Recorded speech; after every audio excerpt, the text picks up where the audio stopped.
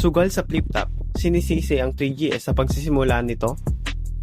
Sa recent issue nga ng kanta ni Apex, ay maraming iba't ibang opinyon ang nakita at nabasa natin.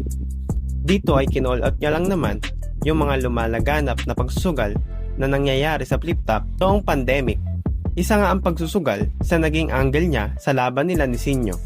At sinasabi niya na yung mga taong pumumpusta sa isang laban ay may time din na sila din yung mga nagiging hurado at syempre malaking factor ito. Dito kasi pwedeng maiba yung resulta ng laban. Iboboto nila yung mga MC kung saan sila nakataya. Sinyo versus Apex, pustahan na naman! Sunugan ng pera hanggang sa yung bulsa walang laman. Yung ganyang galawan puro lang katangahan dahil sugal sa labanan ang ugat ng dayaan. Si Enigma, paano nyo naloko? Yung flip-top, ginawa niyong monopolyo. Yung liga, naging negosyo. Napupolitika, nabibili yung boto, yung may-ari, yung financer, yung mga judges, magkakasosyo. Flip-top, kayo na rin gumagawa ng sarili niyong lapida.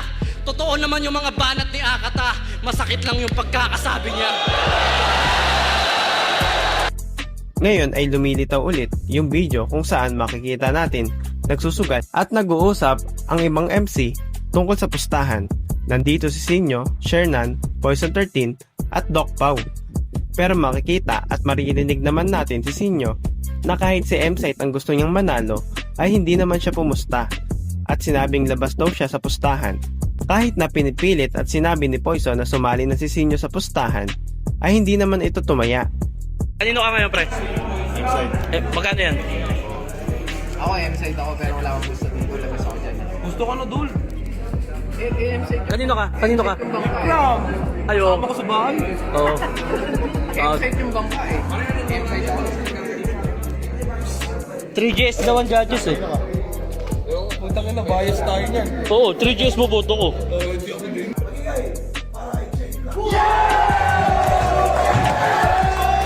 Kanino ka nakapusta, pre? Pre, kanino ka nakapusta? Goryo? Talo ka, pre, talo ka. Bigaya na! Naungkat na naman ang video na ito dahil sa currently issue ng flip-top kay Apex tungkol sa sugal. May point naman ang sinasabi dito ni Apex at para sa akin ay may karapatan din siyang magsabi nito dahil bukod sa nakikita niya ay naging saksi din ito sa pustahan ng kanyang laban kay Goryong Talas kung saan maririnig naman natin ang mga usapan ng ibang MC bago at after matapos ng laban.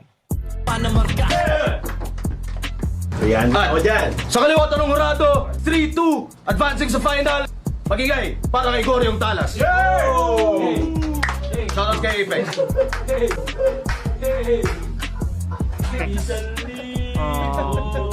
First two rounds, tigit talaga para sa akin. Sa round 1, lumabang si Goryo. Siguro naging mas natripan ko yung mga naging suntok ni Goryo sa round 3. Pero yung sa round 2, Apex yung round 1 para sa akin. Sinabi nga ni Apex sa post-interview na para sa kanya talaga yung panalo sa laban nila ni Goryong Talas. Pero hindi niya ring masisisi ang ibang huradong piniling manalo si Talas dahil malalakas din ang dala nitong material sa laban na ito. Actually tingin ko akin yung laban eh, pero ayun, hindi ko naman masisisi rin yung ibang judge kung bakit binigay nila kay Goryo kasi nga lakas din ng pinakita niya. Pinapanood ni Shaky Harlem yung pagsisex nila sa phone. Punerza daw ginanona. Maluwang na yung puwerta kaya sa puwet niya ibinaon. Ginagago ka ng tropa mo ngayon. Parehas pala kayo ng kapatid mo na may trauma sa sabon. Kaya magandang idea talaga sana yung kagustuhan ni Apex na makausap at makipag-ayos kay Enigma. Dahil dito ay possible nilang mapag-usapan at ma-address yung problema sa sugal. Yun, bago ba magsimula may pusta ako kay J-Black. Ang boto ng hurado, makakita talaga kayo ng bias 3-2, magingay para kay Slack 1. Oo, sabi nila eh.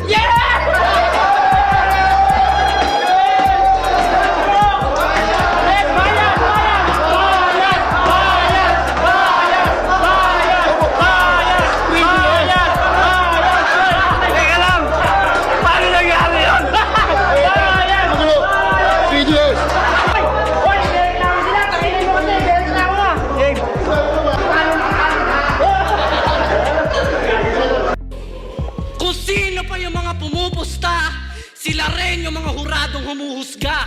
Kaya yung mga magagaling dito sa flip top nauubos na. Baka sabihin nyo, si Sinyo di ko tinira. Natural! Joker nga, di ba wala yung bilang sa sugal? Kayo mga boss, tama bang sisihin ang 3GS ng mga taga-suporta ng flip top sa pagsisimula ng sugal dito? Comment down below lang mga boss. At huwag niyong kakalimutan mag-subscribe para lagi kayong maging updated sa mga ilalabas naming video.